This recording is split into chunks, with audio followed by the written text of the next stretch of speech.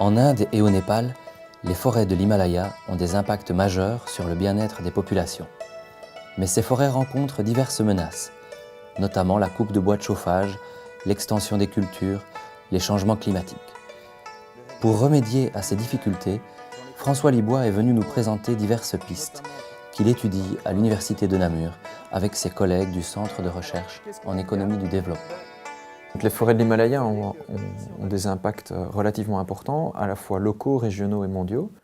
Donc, au niveau local, les populations en fait, utilisent les forêts comme source de revenus parce qu'ils vont vendre une partie de la production des forêts. Ils vont aussi consommer ou utiliser une partie du bois produit par les forêts comme énergie. Au niveau régional, les forêts de l'Himalaya vont déterminer notamment la vitesse de l'érosion sur les flancs de la chaîne montagneuse.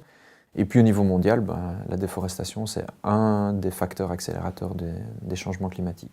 Donc il faut savoir que la dégradation des forêts dans l'Himalaya, elle n'est pas liée à une déforestation à la tronçonneuse et une exploitation de type amazonienne, je veux dire.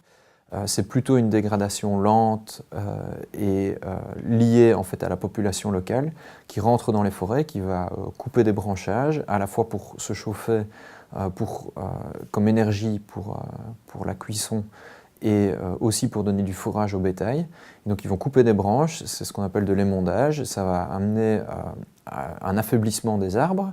Alors en plus de ça, le bétail rentre avec les populations locales dans les forêts, va brouter l'herbe au niveau du sol, mais aussi les jeunes pousses, ce qui veut dire que la forêt va vieillir, parce qu'il n'y aura plus de régénération. Elle va vieillir, elle va se clairsemer, et donc au fur et à mesure, on va avoir une forêt qui ressemble de plus en plus à une étendue semi-herbeuse avec quelques arbres. Alors comme l'Himalaya est une chaîne de montagnes relativement accidentée, on a beaucoup plus d'érosion. Donc, ce qui veut dire que l'épaisseur du sol va diminuer de manière assez rapide et donc même la productivité potentielle des forêts va diminuer.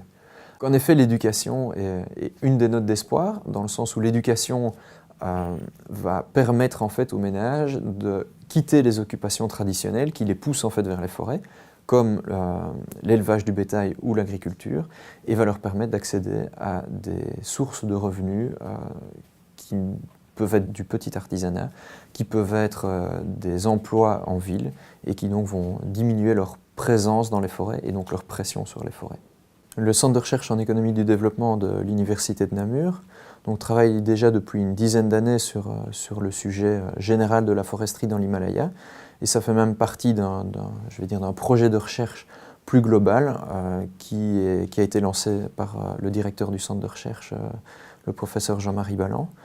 Et donc ce projet général, c'est vraiment un projet sur le lien entre pauvreté, environnement et inégalité. Alors on aborde cela au Népal en utilisant des données qui ont été collectées par d'autres personnes, mais ça c'est relativement rare. On va nous-mêmes sur le terrain, on collecte nos données, on a soit des doctorants, soit des académiques qui restent sur le terrain et qui comprennent normalement relativement finement les dynamiques locales. Et donc c'est ça qui nous permet de construire une base de savoir.